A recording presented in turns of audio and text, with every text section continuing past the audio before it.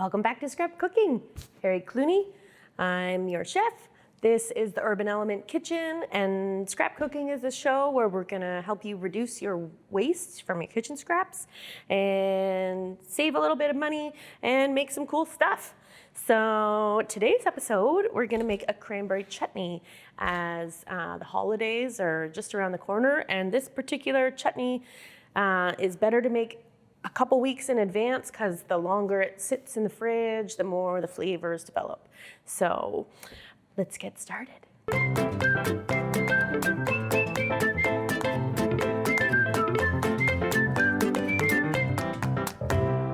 All right, but before we get started on our chutney, we are gonna hit the like button so that you can get other episodes. If you subscribe, you'll get some alerts that a new episode has dropped, and you'll be able to communicate with me. You can add some comments, you can ask me questions, you can make suggestions. So that's when you hit the like button and the subscribe button, so do that. All right, let's make some chutney. Chutney. So traditional cranberry sauce is simple and delicious. I do love it. However, I often find it a little bit on the sweet side, a little bit on the simple side for myself. So my mom actually used to make cranberry chutney instead, which I always love. So I'm gonna do a version of it. This isn't her recipe, but it's a version of it. So it's pretty simple. We've got cranberries. We're gonna bolster it with some pears, a tiny piece of ginger, and a shallot or half an onion. We've got some sweet spices, some brown sugar, and some vinegar. So the first thing we're gonna do is we are going to toast our sweet spices. Now in here I've got probably about 20 black peppercorns. I've got 4 cardamom pods. I've got a couple pieces of star anise and a piece of mace. So I've also got cinnamon and some cloves. You could use allspice, you could use nutmeg. So we're gonna take this little pot of herbs, and I'm just gonna put it in the pan. We're gonna turn the pan on, the element on rather. I'm gonna turn it on this gas stove to about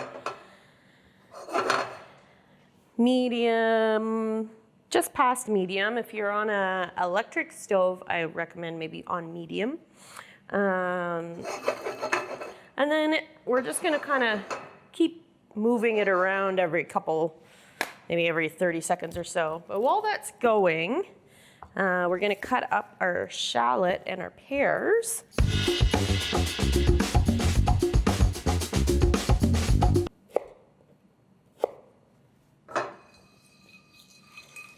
And really what we want is we want to be able to smell the spices.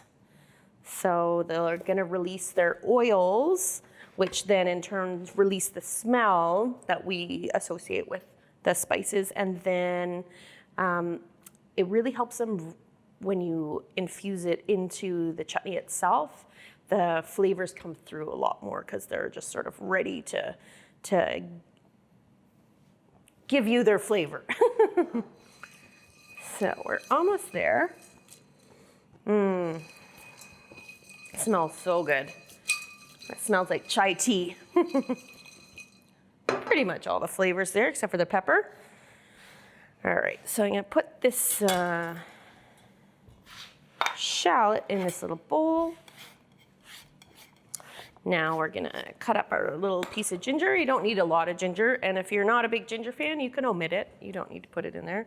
So I am gonna take this little nub off the top. It's fairly hard, but I'm gonna put it in my stockpile. But if you didn't wanna use the ginger skin, I find it fine and it doesn't bother me, so I actually just keep it on. But if you didn't want to, the best tool to peel the ginger is actually a spoon. So you just sort of take it and pull towards you, and then I would put it in there because it's got lots of nice flavor that could be good for like an Asian sauce. Anyway, like I said, I like the skin. It doesn't bother me, so I just use it. So we're gonna cut it very thinly. We got a pop, so that's as far as we wanna take it. And turn off my element. So now I've got a piece of coffee filter, because when things are all in seeds,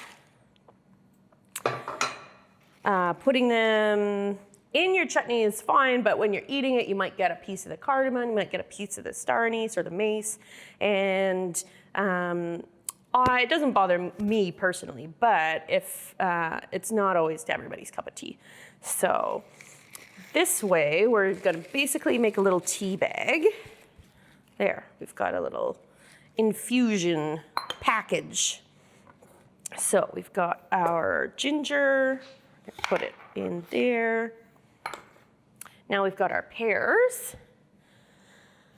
And we're gonna cut around the core. So I'm gonna take off the one side, then I'm gonna put it on the cutting board. I'm gonna cut, then I'm gonna turn it, I'm gonna cut, then I'm gonna turn it, and it goes all the way around the core. Now this core, as we've done with apple, we can do the same with pear and make a pear cider scrap vinegar.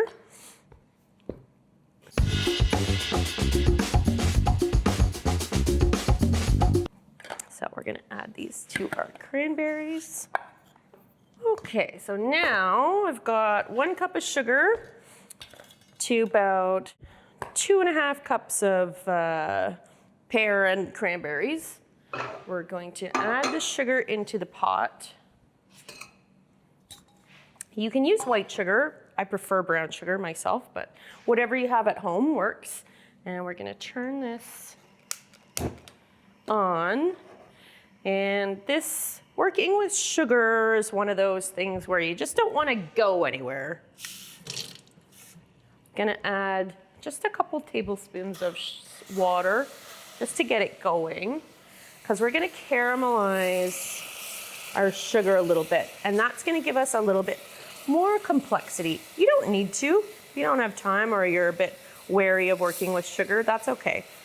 But I find that this is just gonna give it a little bit more complexity to our final chutney. And when you're working with sugar or anything on super high heat, make sure you're using either a silicone spatula or a wood spatula, something that's not gonna melt, because sugar gets to be very high in temperature and can melt plastic things. Metal works as well, but it gets really, really hot, so it's also a bit not the best thing to use either. So I've got this on high, but if I was on an electric stove, I'd probably go medium high. And got this kind of foamy sugar going on, so now I'm gonna add those guys in. And I'm also gonna add my vinegar. Woo!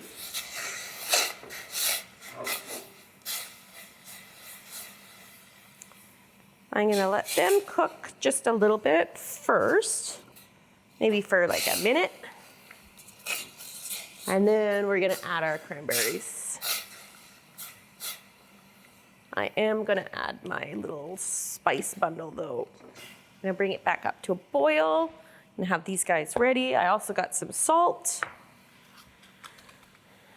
And I'm using frozen cranberries. They can be thawed, but you do want to keep the liquid that they release when they thaw in a bowl, because that is a delicious flavor that we can use. And it's gonna go into our chutney and reduce down and concentrate our cranberry flavor. All right, so I've got we've come back to a boil. Now I'm gonna add these guys in.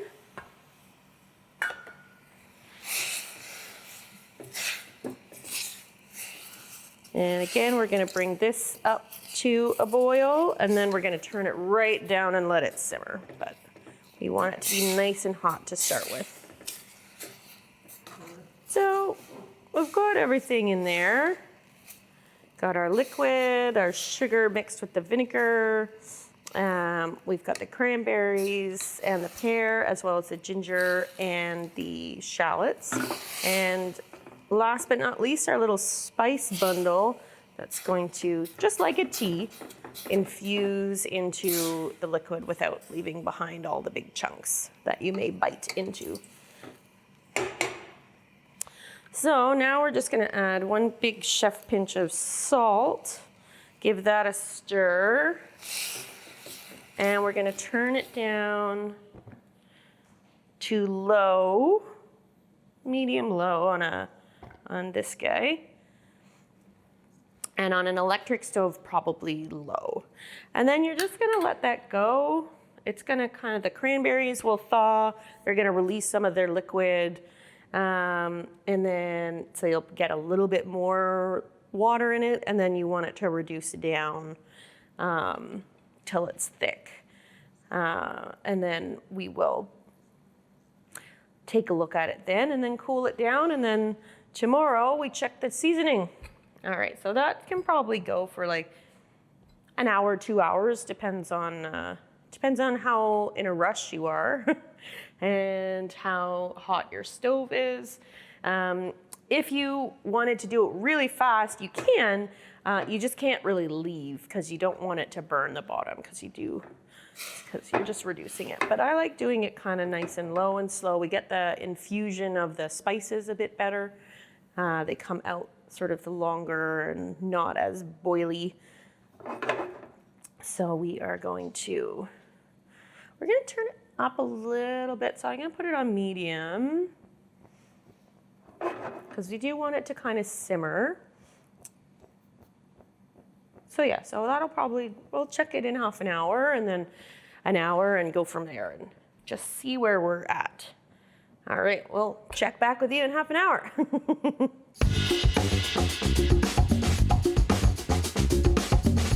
Okay, it's been about half an hour and it's still quite liquidy. So we're gonna let it go for another half an hour and then we'll check back in again.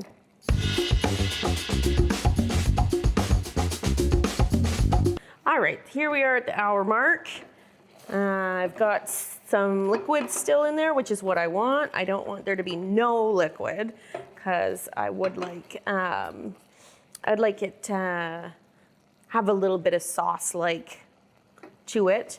But if you want it a bit more saucy, you'd have a little bit more liquid in it. And if you like it a bit more jam-like, then you kind of take all the liquid out.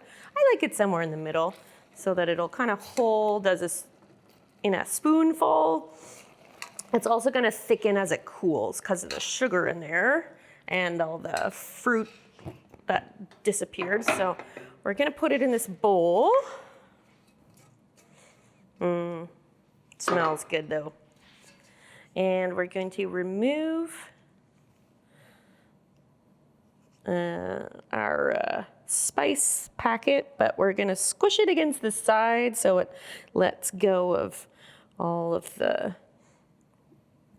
good juice because we want that. And then this we can put in the compost. And then we're going to cool this down to room temperature, put it in the fridge overnight, and then we're going to check the seasoning tomorrow. All right, it has been 8 hours. You can see that it's nice and thick. Don't have any excess liquid running around, even though it looked like it might yesterday. Now that it's cooled down, everything has absorbed the liquid. So this is how I like mine. So we're gonna taste it.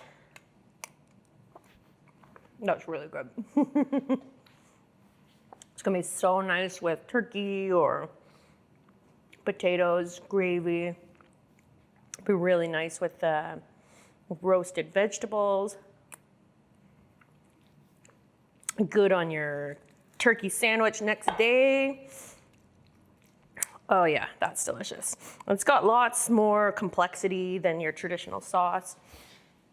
Not that that's not good, that's delicious, but if you want to up it a little bit, then we can, that's where your chutney comes in. The pear gives this nice like little bite to it, whereas the cranberries kind of like melt away but have that nice tartness. Another thing you can do when you're making it is if you've ever bought dried cranberries and then you forgot that you had them, I've done that. You can add them in with your fresh cranberries and just add maybe a half a cup of water so that those cranberries can expand a little bit. They'll absorb water, and that's a good way to use up really hard dried cranberries. You can do it completely with dried cranberries as well. You just need to add more water. Or you can do 50-50, but this is a really nice chutney, and then it's gonna sit in the fridge for a week or two, and all those flavors are really gonna like meld together and develop more and have this amazing complexity that we can add to our traditional holiday meal. So I'm just gonna put it in this jar, and then it's gonna go in the fridge until it's time to have turkey. So thanks so much for watching.